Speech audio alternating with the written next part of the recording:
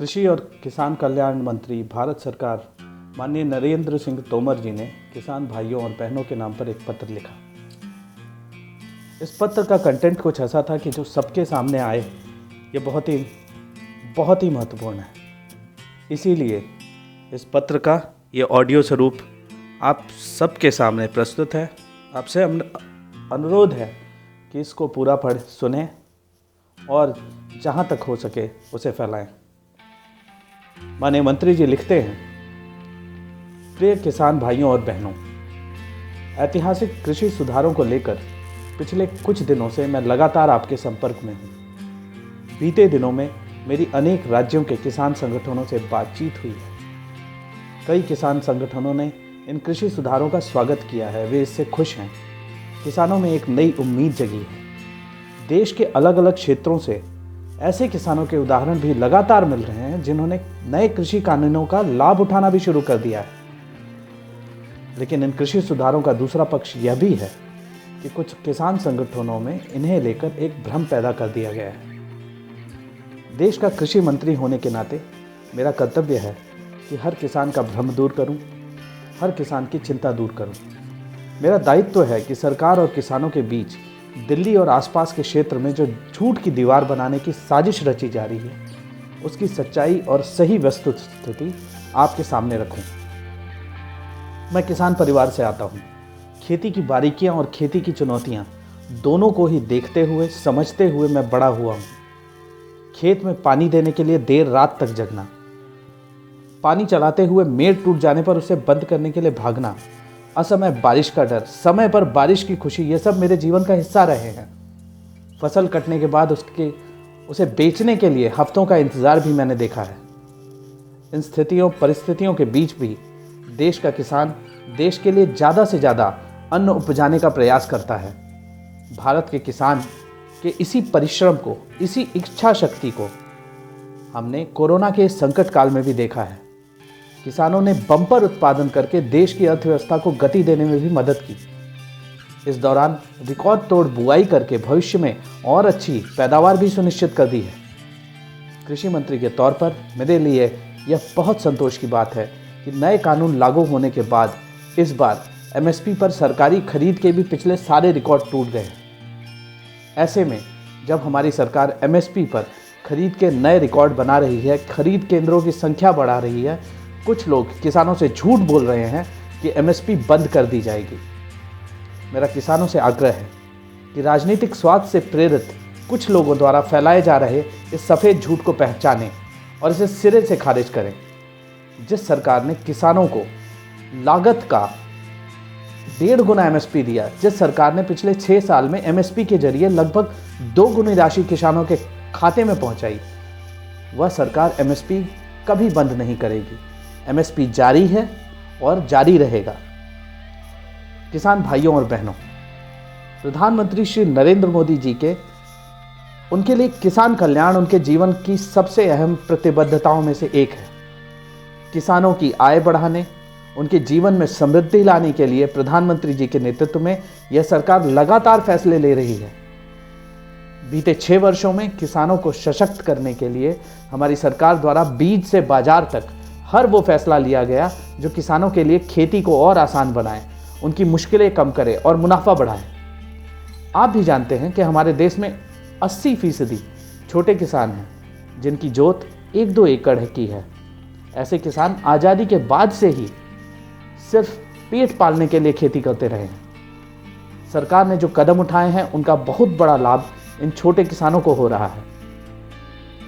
प्रधानमंत्री किसान सम्मान निधि के जरिए 6,000 रुपये सालाना आपको देने के पीछे यही मकसद है कि मुश्किल वक्त में आप कर्ज न लें।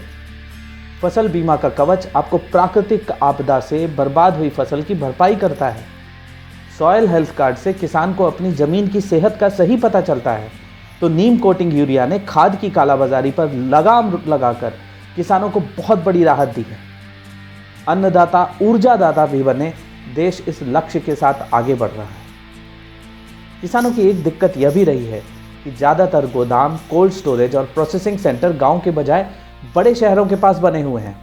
इस वजह से किसानों को इनका पूरा लाभ नहीं मिल पाता। इसी असंतुलन को दूर करने के लिए अब 1 लाख करोड़ रुपए की कृषि इंफ्रास्ट्रक्चर फंड को बनाया गया है। इन प्रयासों के बीच हमने यह भी देखा कि कैसे किसान की गाढ़ी पसीने की उपज को कुछ लोग बाजार की उपलब्धता नहीं होने के कारण कौड़ियों के दाम खरीद लेते थे। भारत के किसान को यह अधिकार तक नहीं था कि वह अपने खेत में होने वाली उपज की कीमत तय कर सके, उसे जहां चाहे वहां बेच सके। किसान की इस मजबूरी को हर कोई जानता था, समझता था। हमसे पहले जो सरकारें थी वो भी किसानों को मंडी के साथ खुला बाजार देने की वकालत करती थी। इस बारे में अटल जी की सरकार के समय में वर्ष 2001 में संवाद की प्रक्रिया प्रारंभ हुई थी। अटल जी के बाद 10 साल केंद्र में कांग्रेस की सरकार रही और वह भी इन सुधारों के समर्थन में रही, इन सुधारों को अपने घोषणा पत्र में लिखती रही। सच्चाई यही है कि किसानों को बांध देने वाली पुरानी व्यवस्था से कभी कोई सहमत नहीं रहा। आज इस पत्र के माध्यम से मैं यह बताना चाहता हूं कि बीते 20-25 वर्षों में किसी किसान नेता या संगठन का एक भी वक्तव्य दिखा दें जिसने कहा हो कि किसानों को अपनी उपज बेचने के लिए अन्य विकल्प नहीं मिलने चाहिए। जो व्यवस्था चली आ रही है वही बेहतर है। हमारे देश में तो बड़े बड़े किसान संगठन इन्हीं बंधनों से मुक्ति के लिए प्रदर्शन करते रहते थे। कृषि विशेषज्ञ कहते रहे हैं कि इन सुधारों के बिना भारत के किसान की जिंदगी में बदलाव लाना मुश्किल है। साल 2014 में जब एनडीए की सरकार बनी तो हमने इन सुधारों पर नए सिरे से चर्चा शुरू की। राज्य सरकारों को मॉडल कानून भेजे गए, मुख्यमंत्रियों की कमेटियों में चर्चाएं हुई। 6 माह में हम देश के करोड़ों किसानों तक इस बात को लेकर गए। करीब 1.5 लाख ट्रेनिंग और वेबिनार सेशन के जरिए किसानों से जुड़े विभिन्न मामलों और नए कृषि कानून के प्रावधानों पर चर्चा की और तब जाकर ये नए कृषि कानून अस्तित्व में आए हैं। किसान भाइयों बहनों, मंडियां चालू हैं और चालू रहेंगी। एपीएमसी को और अधिक मजबूत किया जा रहा है। इसके साथ साथ खुला बाजार आपको अपने घर पर ही अपनी उपज को अच्छे दामों पर बेचने का विकल्प भी देगा। साथ में खेत से मंडी तक अनाज ले जाने का भाड़ा भी बचाएगा। फिर मंडी का विकल्प तो है ही। कृषि उपज मंडियों को पहले की तरह काम करते रहेंगी। बीते 5-6 वर्षों में कृषि मंडियों को आधुनिक बनाने के लिए सरकार ने करोड़ों रुपए खर्च किए हैं। इन्हें आने वाले समय में और आधुनिक बनाया जाएगा। जिन लोगों की राजनीतिक जमीन खिसक चुकी है वे लोग पूरी तरह से यह काल्पनिक झूठ फैला रहे हैं कि किसानों की जमीन छीन ले जाएगी। जब किसान और व्यापारी के बीच में एग्रीमेंट सिर्फ उपज का होगा तो जमीन कैसे चली जाएगी? नए कानून में साफ उल्लेख है कि जमीन पर किसान का ही मालिकाना हक रहेगा। जो सरकार गांव में रहने वाले हर परिवार को स्वामित्व योजना के जरिए उसके घर का भी मालिकाना हक प्रदान कर रही है, वह किसानों की 1 इंच जमीन भी किसी को छीनने नहीं देगी। हमारी सरकार नियत और नीति दोनों से किसान के लिए प्रतिबद्ध है। बहनों और भाइयों, एमएसपी, मंडी और जमीन के कब्जे को लेकर जो भी भ्रम फैलाया जा रहा है उसे दूर करने के लिए सरकार निरंतर प्रयास कर रही है। हम किसानों और उनके संगठनों से लगातार चर्चा कर रहे हैं और उनकी हर चिंता का निराकरण करने के लिए हम हर समय तैयार हैं। लेकिन किसानों की आड़ में कुछ राजनीतिक दलों और संगठनों द्वारा रचे गए कुचक्र को समझना भी उतना ही आवश्यक है। देश का दुर्भाग्य है कि आज अपने आप को न्यूट्रल बताने वाले, बुद्धिजीवी मानने वाले कुछ लोग बेशर्मी के साथ अपनी ही कही बातों के ठीक विपरीत बोल रहे हैं। लेकिन जनता से कुछ भी छुपा नहीं है। देश उनके पुराने बयान भी देख रहा है और आज उनका असली चेहरा भी। यह लोग सोच रहे हैं कि अपने राजनीतिक स्वार्थ के लिए सरकार का नुकसान करेंगे, लेकिन सच्चाई यह है कि इनके निशाने पर आप हैं, देश के किसान हैं, देश के युवा हैं। इन लोगों ने निर्दोष किसानों को राजनीति की कठपुतली बनाने का प्रयास किया है। जो कांग्रेस अपनी सरकार में स्वामीनाथन की रिपोर्ट को 8 साल तक दबाकर बैठी रही, वही कांग्रेस किसानों की हितैषी कैसे हो सकती है? जो कांग्रेस अपने घोषणा पत्र में कहती रही कि किसानों को मंडी के अलावा भी उपज बेचने के लिए अलग विकल्प मिलने चाहिए, वह किसानों को क्यों जकड़े हुए ही देखना चाहती है? यूपीए सरकार के जो कृषि मंत्री इन्हीं सुधारों के पक्ष में चिट्ठियां लिखा करते थे, उन्होंने अब यू टर्न क्यों ले लिया है? जो आम आदमी पार्टी पंजाब चुनाव के समय अपने घोषणा पत्र में लिख रही थी कि किसानों को मंडी के बाहर भी उपज बेचने की सुविधा देगी, वह अब उल्टा क्यों बोलने लगी है? हुड्डा कमेटी ने कृषि सुधारों की बात कही थी। उस कमेटी में अकाली दल के भी बड़े नेता थे, तो फिर वे आज अलग सुर में क्यों बोल रहे हैं?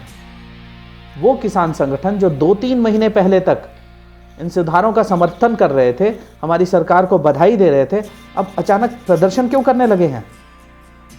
मेरे किसान भाइयों और बहनों, दशकों तक हमारे देश में सिर्फ घोषणा करके वोट बटोरने की राजनीति हुई है। घोषणा करके प्रामाणिकता के साथ उनको पूरा करने वाली सरकार देश अब देख रहा है। देश के लोगों का हम पर आशीर्वाद बढ़ता देख कुछ दलों को यह भी लगने लगा है कि उन्हें अपनी खोई हुई राजनीतिक जमीन किसानों में भ्रम फैलाकर वापस मिल जाएगी। यह भ्रम दूर करना हमारी जिम्मेदारी है। इसीलिए हमने आंदोलनरत किसानों के साथ हर विषय का समाधान करने की निरंतर कोशिश की है और कोशिश कर रहे हैं। लेकिन आपको इस बात से भी सतर्क रहना है कि इस आंदोलन में ऐसे लोग भी दाखिल हो गए हैं जिनका लक्ष्य किसान हित कतई नहीं है। पिछले 6 सालों में आपने देखा होगा कि एक ही कुनबे के, एक ही आचार विचार के लोगों का समूह, कभी विद्यार्थियों तो कभी दलित समाज, कभी महिलाओं तो कभी माइनॉरिटी, अलग अलग वर्गों के पीछे छिपकर समाज में असंतोष और देश में अराजकता फैलाने का प्रयास करता रहा है। आज ये लोग एक बार फिर देश के अन्नदाताओं के पीछे छिपकर अपने राजनीतिक स्वार्थ के लिए हिंसा और अराजकता को प्रत्यक्ष और अप्रत्यक्ष रूप से बल दे रहे हैं। ये लोग अन्नदाताओं के पीछे छिपकर दंगे के आरोपियों को, हिंसा फैलाने के आरोपियों को तुरंत छोड़ने के लिए दबाव बना रहे हैं। ये लोग देश के अन्नदाताओं के पीछे छिपकर गांधी जी की प्रतिमा को क्षति पहुंचाते हैं, पूज्य बापू का अपमान करते हैं, उन्हीं बापू का जिन्होंने चंपारण में किसानों के लिए सत्याग्रह का एक बहुत बड़ा आंदोलन शुरू किया था। सिंचाई का पानी किसानों तक न पहुंचे, इसके लिए इन संगठनों ने वर्षों तक एड़ी चेटी का जोर लगाए रखा, हर कानून दांवपेच खेला। यही लोग किसानों तक बिजली पहुंचने के कार्य में और बांधों के निर्माण में वर्षों तक बाधाएं डालते रहे। ये लोग आज किसानों के हितैषी होने का पाखंड कर रहे हैं। जब देश आत्मनिर्भर भारत के संकल्प के साथ आगे बढ़ रहा है, वोकल फॉर लोकल हो रहा है, तो भारत के उत्पादों का बहिष्कार करने का ऐलान करने वाले इन लोगों के इरादों को पहचानना होगा। जब लेह लद्दाख सीमा में सुरक्षा की चुनौतियां बढ़ी हुई हो, तब कई फीट बर्फ गिरी हुई हो, तो सीमा की तरफ जवानों के लिए रसद ले जा रही ट्रेनों को रोकने वाले ये लोग किसान नहीं हो सकते। इन लोगों की वजह से हमें अपने सैनिकों तक रसद और अन्य जरूरी सामान हवाई मार्ग एवं अन्य साधनों से पहुंचाना पड़ रहा है। जनता की गाढ़ी कमाई इन वैकल्पिक इंतजामों में लग रही है। पर्दे के पीछे छिपकर किसानों को गुमराह करने वाले इन लोगों की विचारधारा सन 62 की लड़ाई में भी देश के साथ नहीं थी। आज ये लोग फिर सन 62 की ही भाषा बोल रहे हैं। इन लोगों ने किसानों के मन की पवित्रता को भी अपने घिनौने इरादों और साजिशों से अपवित्र और प्रदूषित करने का प्रयास किया है। हमारे किसान भाइयों बहनों को आज विचार करना चाहिए कि जब उन्होंने यह आंदोलन शुरू किया था, तब उनका लक्ष्य क्या था और आज क्या क्या बातें हो रही हैं। मैं इस पत्र के माध्यम से आपसे हाथ जोड़कर यह विनती करता हूं कि ऐसे किसी भी बहकावे में आए बिना कृपया तथ्यों के आधार पर चिंतन मनन करें। आपकी हर शंका आशंका को दूर करना, उसका उत्तर देना हमारी सरकार का दायित्व है। हम अपने इस दायित्व से न कभी पीछे हटे हैं और न ही कभी पीछे हटेंगे। सबका साथ, सबका विकास, सबका विश्वास के मंत्र पर चलते हुए प्रधानमंत्री नरेंद्र मोदी जी के नेतृत्व में हमारी सरकार ने बिना भेदभाव सभी का हित करने का प्रयास किया है। विगत 6 वर्षों का इतिहास इसका साक्षी है। आप विश्वास रखिए, किसानों के हित में किए गए ये सुधार भारतीय कृषि में नए अध्याय की नींव बनेंगे, देश के किसानों को और स्वतंत्र करेंगे, सशक्त करेंगे। इन्हीं कृषि सुधारों की ऊर्जा से हम मिलकर भारत को की कृषि को और समृद्ध बनाएंगे, संपन्न बनाएंगे। आपका अपना नरेंद्र सिंह तोमर। इस पत्र के अंत में कुछ बिंदु भी हैं जिसमें अन्नदाताओं को आश्वासन दिया गया है कि एमएसपी के बारे में सरकार लिखित आश्वासन देने को तैयार है। एपीएमसी के बाहर निजी बाजारों पर राज्यों को कर लगाने की अनुमति दी जा सकती है। किसी भी प्रकार के विवाद के समाधान के लिए किसानों के पास अदालत में जाने का विकल्प भी होगा। राज्यों को कृषि समझौते पंजीकृत करने का अधिकार होगा। कोई भी किसानों की जमीन पर कब्जा नहीं कर सकता, क्योंकि यह कानून किसानों की भूमि के किसी भी तरह के ट्रांसफर, बिक्री, लीज और गिरवी की अनुमति नहीं देता है। कॉन्ट्रैक्टर्स किसानों की जमीन पर किसी भी तरह का स्थायी बदलाव नहीं कर सकते हैं। कॉन्ट्रैक्टर्स को किसानों की जमीन पर उनके किसी भी अस्थायी निर्माण के लिए लोन नहीं दिया जा सकता। स्थिति चाहे कुछ भी हो, लेकिन कानून किसानों की जमीन जब्त किए जाने की किसी भी प्रक्रिया की अनुमति नहीं देता। आज स्वयं कृषि मंत्री एक विस्तृत पत्र लिखकर प्रयास कर रहे हैं कि अन्य प्रयासों के साथ साथ जनता तक भी जो वास्तविक परिस्थिति है वह पहचाने का प्रयास हो। देश का नागरिक होने के नाते, लोकतंत्र की एक बहुत ही महत्वपूर्ण कड़ी होने के नाते, वह एक वोट होने के नाते जिसने आत्मनिर्भर भारत, सशक्त भारत, विश्व गुरु भारत की नींव में अपने उस एक वोट की एक ईंट रखी थी। आज मैं भी चिंतित हूँ, मैं भी दुखी हूँ कि क्या लोकतंत्र ऐसे ही चलेगा? क्या कुछ लोग भीड़ लगाकर, कुछ रास्तों को जाम करके अपनी मर्जी से कुछ भी करवा लेंगे? 11 करोड़ किसानों को प्रधानमंत्री किसान सम्मान निधि के तहत 6,000 रुपये दिए जा चुके हैं। करोड़ों किसान खेतों में हैं और ये समय ऐसा है, अक्टूबर, नवंबर, दिसंबर के समय में तो किसान को फुर्सत नहीं रहती है, अनेक योजनाओं का लाभ ले रहे हैं। तो आज कुछ लोग इस पूरी प्रक्रिया को, इस पूरे विकास कार्य को बाधित करने के लिए जुटे हुए हैं। आप सबसे मैं हाथ जोड़ के अनुरोध करता हूं कि माननीय कृषि मंत्री जी के इस पत्र को आप भी सुने, कई बार सुने, ध्यान दें, तथ्यों को जानें और इसके बाद आप जो राय बनानी है वो बनाएं। बहुत बहुत धन्यवाद। भारत माता की जय। मैं भी आप सभी के जैसा एक सामान्य देश का नागरिक हूँ जो व्यथित है इन कुचक्रों को देखकर।